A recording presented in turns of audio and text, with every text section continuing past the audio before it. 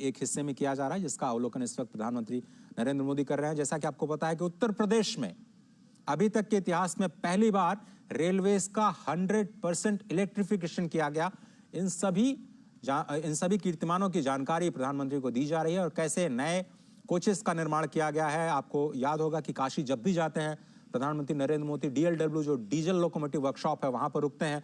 वो एक बहुत ही प्राचीन संस्थान है इंजन निर्माण का, जो कि स्वयं काशी की धरती पर विद्यमान है। रायबरेली का जो कोच फैक्ट्री है उससे भी आप परिचित होंगे, जिसको फिर से रिवाइव करने का प्रयास इस सरकार के दौरान किया गया और वहाँ बड़े पैमाने पर इन्वेस्टमेंट किया गया। रेलवेज का इलेक्ट्रिफिकेशन 100% इलेक्ट्रिफिकेशन किया जा चुका है। चौड़ीकरण का काम भी उत्तर प्रदेश में जो ब्रॉड गेज बनाने का काम है, ब्रॉड गेज के कंप्लीट इलेक्ट्रिफिकेशन का कार्य किया जा चुका है और रेलवे स्टेशन का जो मॉडल है वो देख रहे हैं, क्योंकि पहला चरण जो है वो आज लोकार्पण किया गया। अभी इसके दूसरे चरण में इसको विस्तार दिया जाएगा, 5 गुना विस्तार, क्योंकि उम्मीद यह की जा रही है कि जैसे काशी कॉरिडोर के बनने के बाद, महाकाल कॉरिडोर बनने के बाद वहां पर आने वाले लोगों की, तीर्थयात्रियों की संख्या में, पर्यटकों की संख्या में भारी वृद्धि हुई। 13 करोड़ का आंकड़ा अभी हाल ही में काशी के कॉरिडोर के बनने के बाद आया है। अयोध्या में भी उसी तर्ज पर देश विदेश से पर्यटकों के आने का सिलसिला लगातार बढ़ेगा। उसको संभालने के लिए इस क्षमता का विस्तार किया जाना है। तो दूसरे चरण में इसकी जो क्षमता है रेलवे स्टेशन की, उसको 5 गुना विस्तार देने की जो तैयारी है, उसमें नई रेलवे लाइंस का निर्माण और नई ट्रेन्स के परिचालन की जो व्यवस्था है वो भी की जाएगी। 8 ट्रेन्स का आज लोकार्पण भी किया जाएगा हरी झंडी के जरिए। वंदे भारत और अमृत ट्रेन्स का एक साथ जुड़ाव, देश के अलग अलग कोने से अयोध्या को जोड़ने की जो आज परिकल्पना है वो आज जमीन पर आती हुई इस प्रथम चरण में आपको दिखाई देगी। और इस वक्त जो स्थानीय सांसद हैं, उप मुख्यमंत्री, मुख्यमंत्री और रेलवे मंत्री श्री अश्विनी वैष्णव के साथ इस रेल परियोजना के उस मॉडल का अवलोकन करते हुए और अश्विनी वैष्णव जी समझाते हुए कि किस तरह से इसका निर्माण किया गया है और कैसे अत्याधुनिक तकनीक का इस्तेमाल करते हुए इस नए टर्मिनल को बिल्कुल ग्रीन टर्मिनल के तौर पर विकसित किया गया है। कई सारे फेजेस में इसको, और स्पेस का यूटिलाइजेशन बहुत ही जबरदस्त, क्योंकि जगह बहुत कम थी वहां पर।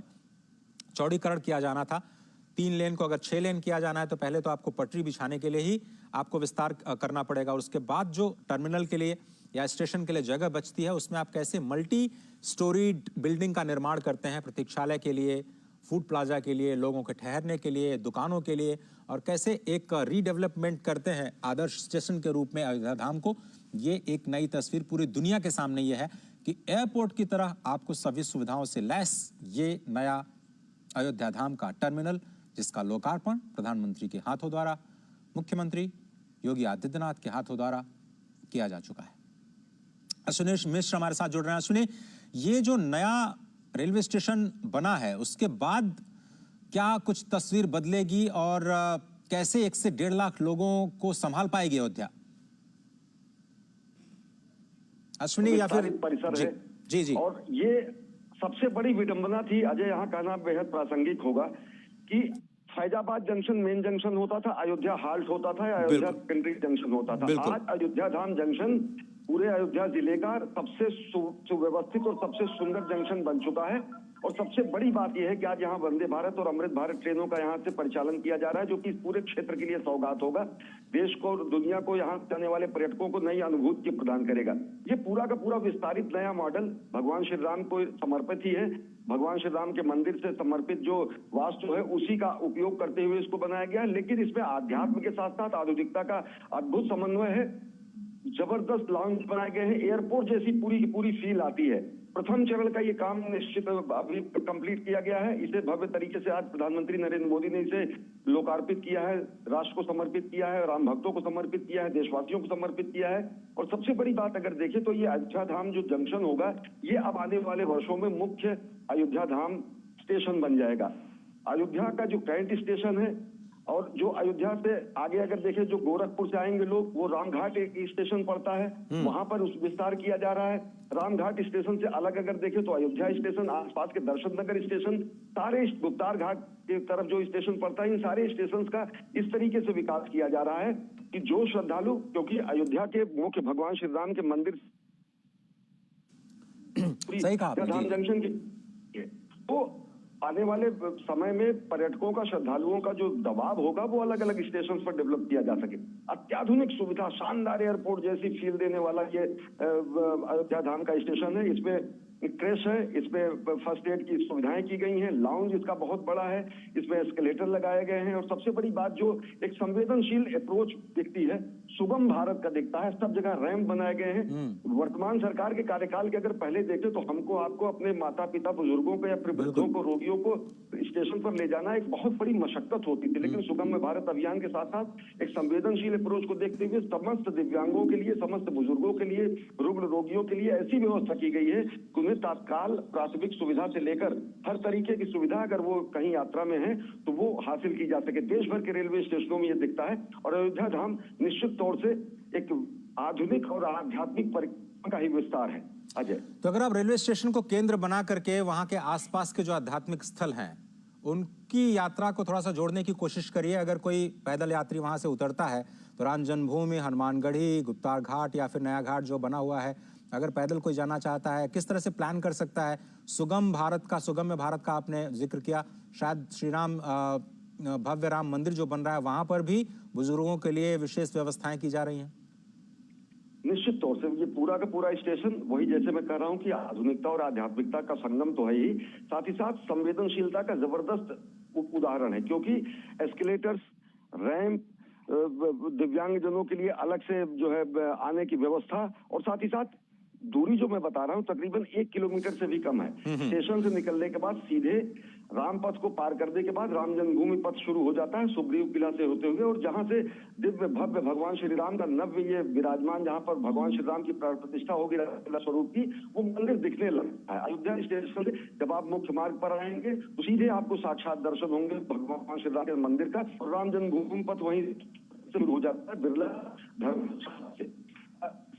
नजदीक अगर पहुंचने का जो स्थान है तो अयोध्या धाम नहीं हुआ। देखिए तो रामघाट की तरफ अगर गोरखपुर से लोग आ रहे हैं तो रामघाट स्टेशन को भी विकसित विस्तार दिया जा रहा है। फैजाबाद का जो पुराना जंक्शन है जिसको अयोध्या कैंट तक जाना जाता है, अयोध्या कैंट का विस्तार तो है ही है जो कि शहरी सुविधाओं से पहले से ही लैस है। तो जयश्री जी, अब ये जो तस्वीरें देख रहे हैं हम, अब ये जो तस्वीरें देख रहे हैं वो है नए अमृत ट्रेन की। कहा जाता था वंदे भारत जो ट्रेन है वो बड़े लोगों के लिए है, पैसे वालों के लिए है, सामान्य लोगों के लिए कोई ट्रेन की व्यवस्था ये सरकार कर नहीं रही है। ये एक नई पहल। आपको याद होगा अगर आपने जब पहले सफ़र किया होगा जिसको जनरल बोगी कहा जाता था, घुसना बड़ा मुश्किल होता था। किसी ने रुमाल फेंक करके अगर कोई सीट हासिल कर ली तो चलिए उनका तो सफ़र किसी तरह से कट जाता था, लेकिन बहुत सारे लोगों को खड़े होकर के बिना किसी स्थान के, बिना किसी सुविधा के सामान को लादे लादे आप बहुत ही मुश्किल से अपने गंतव्य तक जा पाते थे। ये अमृत ट्रेन के अंदर की तस्वीरें हैं।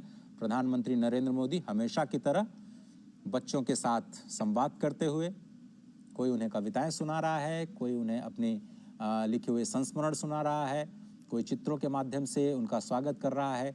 ऐसी तस्वीरें हम हमेशा प्रधानमंत्री के संपर्क यात्रा के दौरान देखते रहे हैं।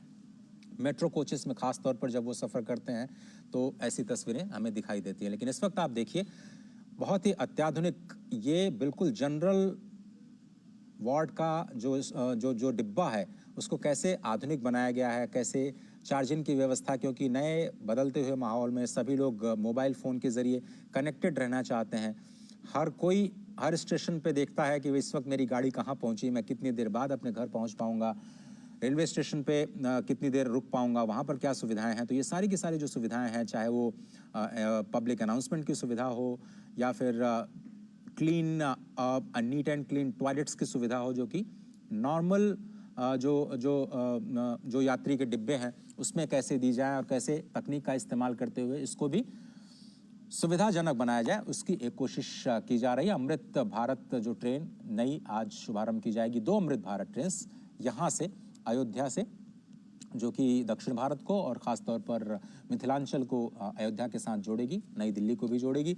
तो उसके साथ साथ जो 6 वंदे भारत ट्रेन हैं उसका भी आज शुभारंभ किया जाएगा, जिनका हॉल्ट अयोध्या धाम को बनाया गया है, स्पष्ट तौर पर इसी बात को ध्यान में रखते हुए कि जब रामलला विराजमान होंगे तो लाखों की संख्या में जो पर्यटक आएंगे उनको समायोजित करने के लिए बहुत सारे साधनों की ज़रूरत होगी। कुछ लोग ट्रेन से, कुछ लोग सड़क परिवहन से, कुछ लोग वायुयान के जरिए, कुछ लोग अपनी गाड़ी से, कुछ लोग बसों के जरिए, बहुत सारे यात्राओं के जरिए, बहुत सारे यात्रा के जो साधन हैं उनका इस्तेमाल करते हुए अयोध्या तक पहुंचना चाहेंगे। साथ ही साथ वाटरवेज का भी निर्माण किया जा रहा है, वहां पर भी जो सुविधाएं हैं, बताया जा रहा है कि वाटर मेट्रो की भी शुरुआत अयोध्या में होने वाली है। तो ये एक इंटीग्रेटेड अप्रोच है पूरे ट्रांसपोर्ट सिस्टम का, और विरासत के साथ कैसे विकास को आप जोड़ते हैं उसकी एक वानगी, उसकी एक झलक आपको दिखाई देगी।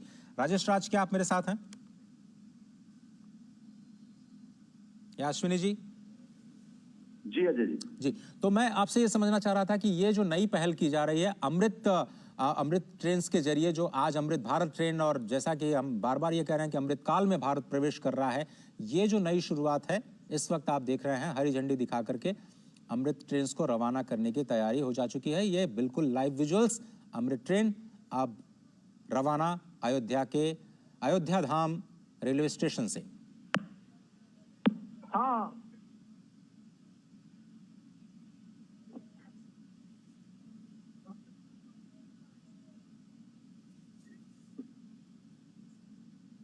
करतल ध्वनियों के बीच मेक इन इंडिया पूरी तरह से भारत में बनी हुई, ये देखिए 6 वंदे भारत ट्रेन्स और 2 अमृत भारत ट्रेन्स, 8 ट्रेन्स का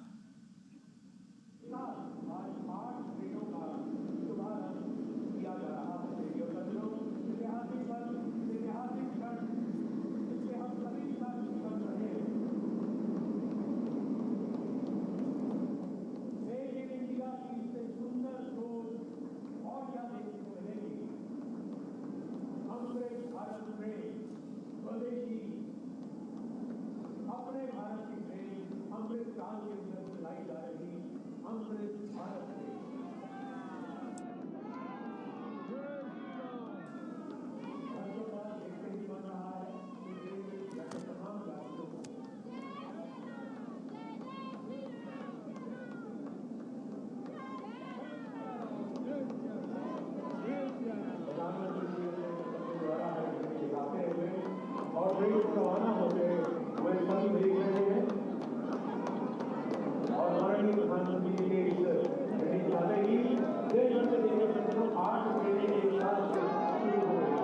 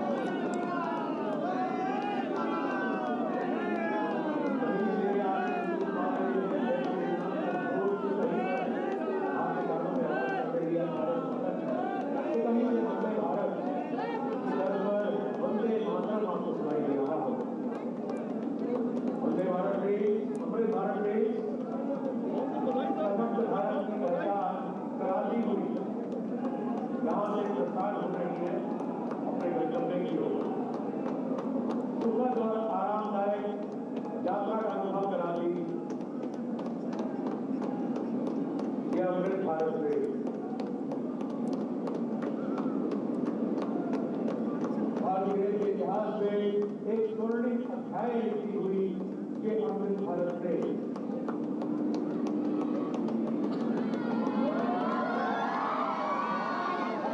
माननीय प्रधानमंत्री जी के उस सपने को एक इंडिया के प्रधानमंत्री भारत से लाती हुई ये अमृत भारत ट्रेन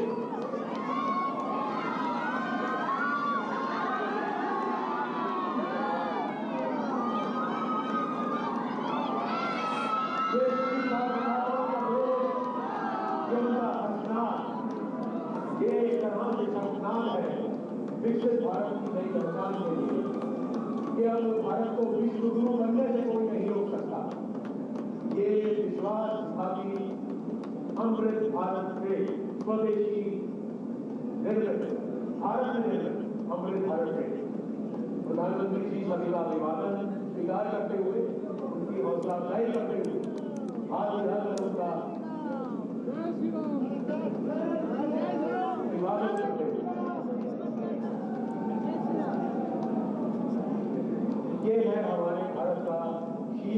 मिशन जो हर एक के सपनों को साकार करने के लिए दिन रात प्रयासरत है।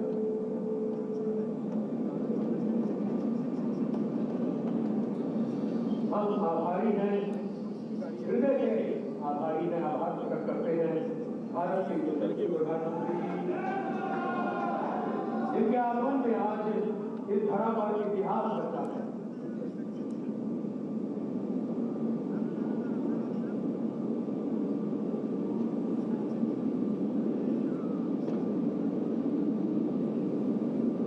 पुनः हम माननीय प्रधानमंत्री जी का आभार प्रकट करते हैं तथा हमारे नेता जी आप